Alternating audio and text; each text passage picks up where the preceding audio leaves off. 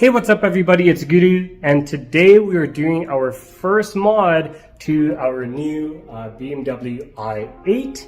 And again, if you haven't seen the past few videos, I did end up just picking this up from a good friend of mine. So just because my other daily needs an engine swap, unfortunately.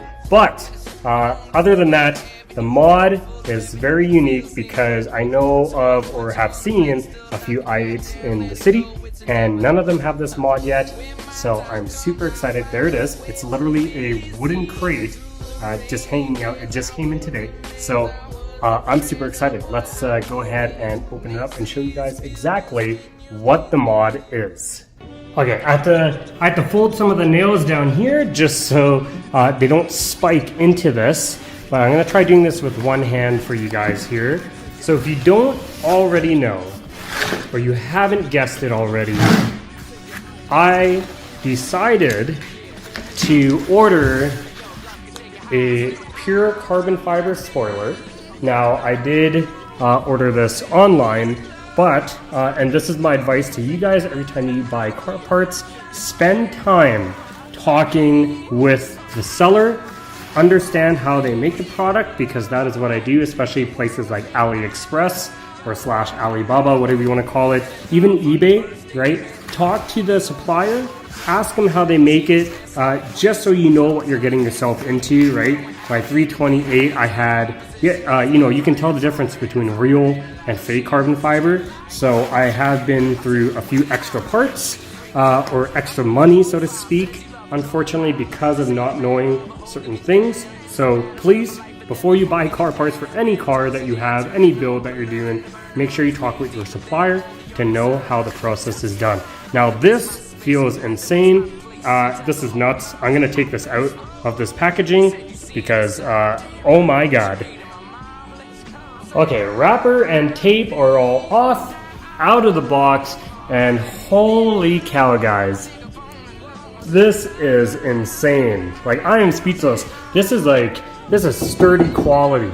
It's really good. Even here, let me see if I can flip this here safely with one hand. So they even give you proper bolts, right? You'd need probably like an Allen key or something like that.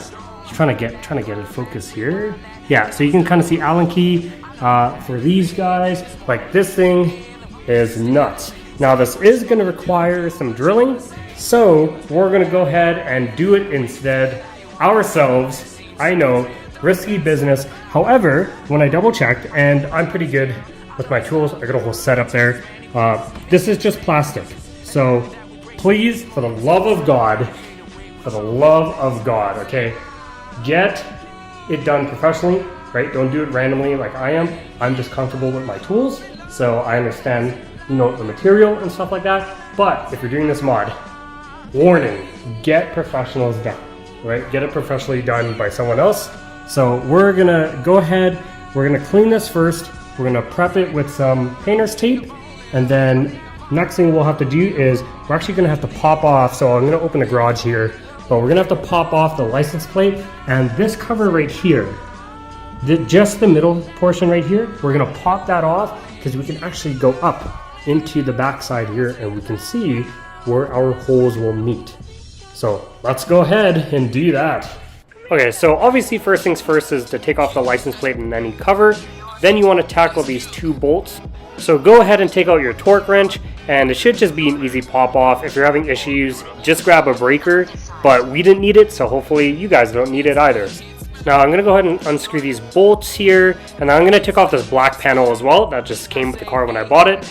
Now there are additional screws right here, so you're actually going to need a T20, and we're just going to go ahead and remove the remaining bolts. Now keep in mind that license plate mold is actually separate from the entire rest of the blue piece, so it's up to you if you want to take it off, but we'll keep it on because it's just less work. So with the screws off, we can start prying the panel. Here I've already started doing it, so I'm going to quickly show you.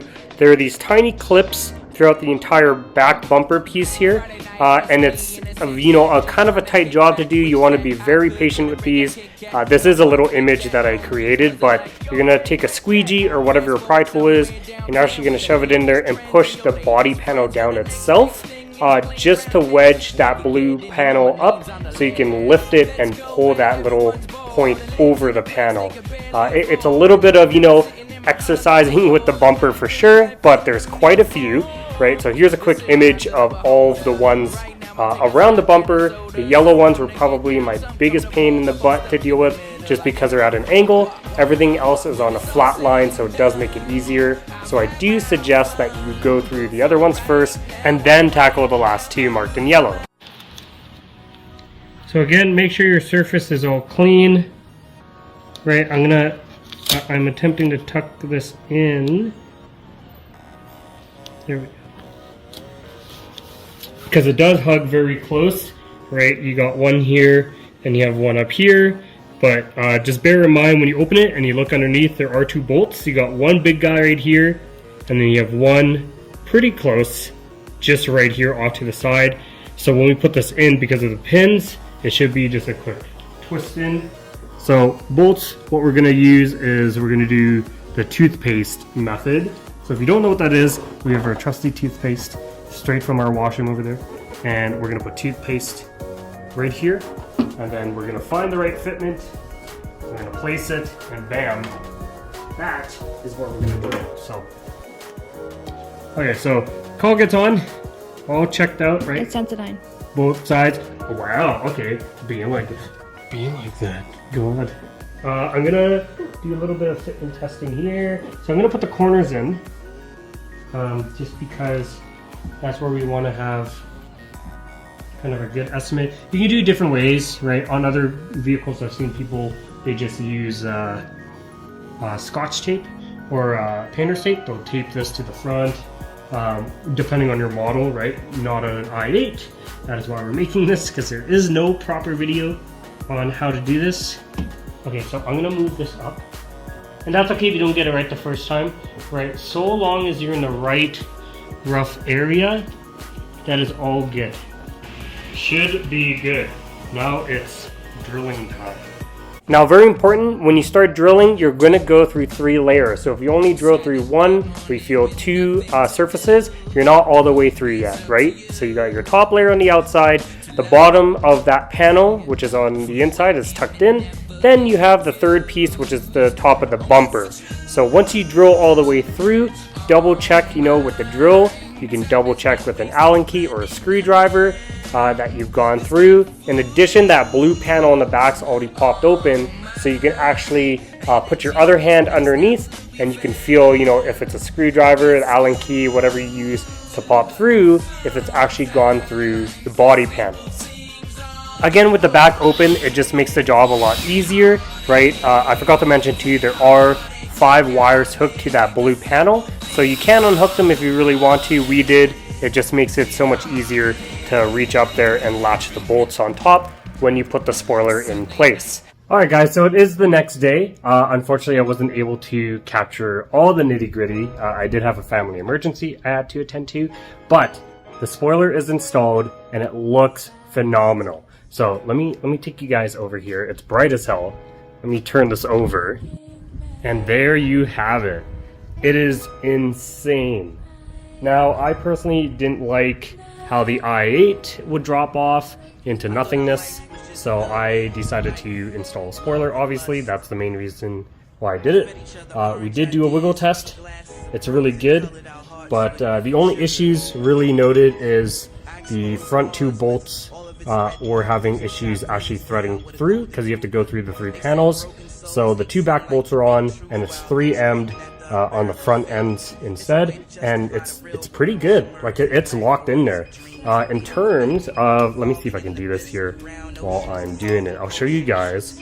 So we just have, I kid you not, enough clearance in case for those who are wondering what the clearance is like for the trunk. That is how much space we have to open the trunk. But it works. It turned out really well.